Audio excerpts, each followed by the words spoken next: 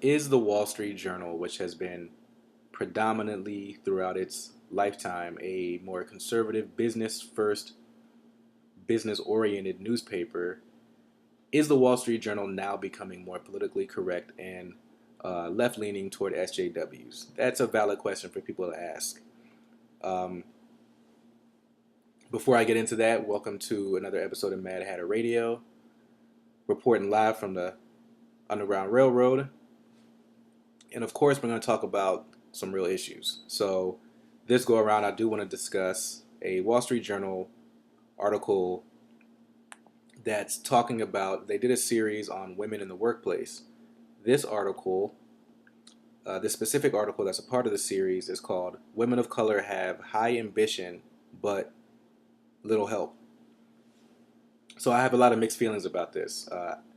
Obviously, because of socioeconomic status, because of their race, because of their gender, women of color, we're not just talking about black women, but we're talking about Latinas and Asians, women of color don't have that.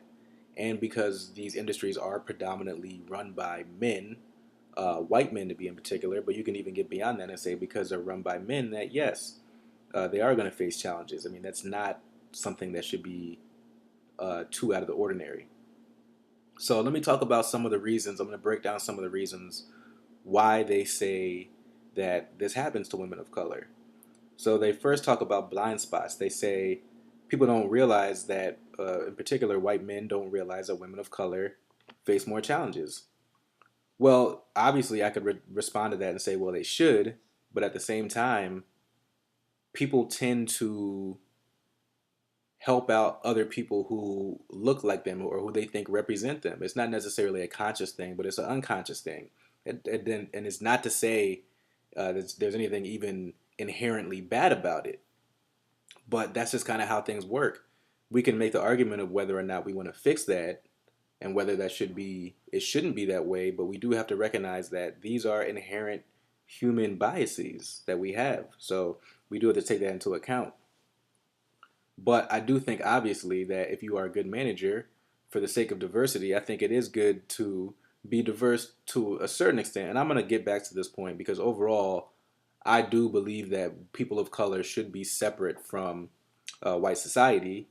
But I do think that, yes, for the sake of diversity, which is going to help make sure that you can diversify your product to a larger, a more broad group of customers, yeah, in that case, diversity is very important. Another point that they make is that one of the, I believe she was a black CEO or a high level manager, she says that bosses need to create more high performance playbooks. So she's basically saying that instead of just like, having some coffee and discussing some high level, type of issues or things within the company, that we should have a playbook that's given out to people. But for me, that's just not how things work, especially in a very Eurocentric workplace. That's not how they operate, and that's not how they operate. Usually, they're not going to give out knowledge like that to everybody. They're going to give it out to specific people. They're going to tend to give it out to white men first, and then white women. Is going to trickle down from there. So we have to be aware of that. I've definitely seen this. And this goes back to my idea about why we need to create our own businesses. So part of this issue too, I want to get back to is that this issue happens a lot with black people, people of color, and women, and especially women of color, is that we reach out to systems and ways of thinking and businesses and corporations and governments, all that stuff. We reach out to all those systems that white men have created, and instead of making our own, we want to change the way that they do that, the way that they've been doing it for so long. And that's what I disagree with. I think that we should leave that alone. Yes, I know you paid for your education, and if you're right there, at the very edge, and you're about to really blow up, then you got to kind of, play the game a little bit. You got to play their game, and that's not always a bad thing. But overall, I think we should break away from that as people of color. We are a lot more collaborative. You look at a lot of African cultures, we're a lot more collaborative in our way of thinking, and Europeans just don't think the same way. So we have to understand that and start creating businesses based on how we think, based on what our culture is, based on our feelings. So another point that they make is why women of color don't have access um, or don't get a lot of help to reach those high places because they have a lot of high ambition. They have a higher ambition than women of color or than white women, which makes me wonder too. Is like I thought this whole feminism thing was like a white woman thing. It's almost like the black woman has taken on feminism, at least the European form of feminism, harder than white women have. Like they want to be women, black women want to be like men more so than white women do. And I'm not saying that obviously don't reach for high ambition, but being a CEO, like you don't have to be a CEO to be a strong black woman. But anyway, that's a whole other story.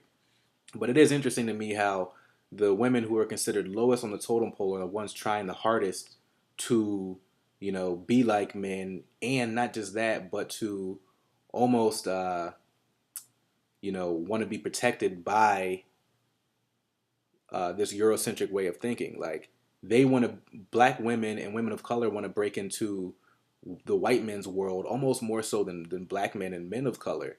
And there's reasons for that, I think. I think a lot of that falls onto what black men and men of color have gone through and our lack of leadership amongst us. But again, that's a whole nother story. Let's see, let me see. So they also, the last point that they make is that they want to get non-minorities to focus on diversity issues. Basically, they want white men to focus on issues that don't really affect white men. That's just not going to happen. It's not just a white man thing. This is a everybody of every color, of every background thing. You are more likely to help people that look like you because you feel that if you put the energy into it, you want to see some incentives back. So it's not just getting white men to help out minorities and people of color. You have to make them understand how it's going to benefit them, or else they're not going to do it. And honestly, I don't really blame them. Again, it's hard for other people to feel for people who they think are different than them. Um, in this situation, you wouldn't want to force that onto white men and men of color because men of color have privilege over women of color too. You wouldn't want to force that on us, but you want to be open about race and why we're doing this, and you also want to convince us to why this is going to benefit us. I mean, you have to teach people why shit benefits them. So I think this article, I mean, I like where it's going, but I think it's missing a lot of intricacies about human nature and how things work. And I do think it is a little bit of a super liberal sort of SJW kind of gotten out of hand. Um, I think overall, black people, people of color, we have to start doing our own things like the Chinese do, like the Jews do, like white people do of all different backgrounds. We got to start doing the same thing and stop looking to break into their system. So I want to leave that there. Hopefully, this didn't get too long. Leave your comments. Hopefully, you guys do. Based on a similar video I did on a similar topic, I feel that there will be a lot of conversation about that. If you like this, go ahead and subscribe, leave me a like. Let me know how you feel, and I'll catch you guys next time.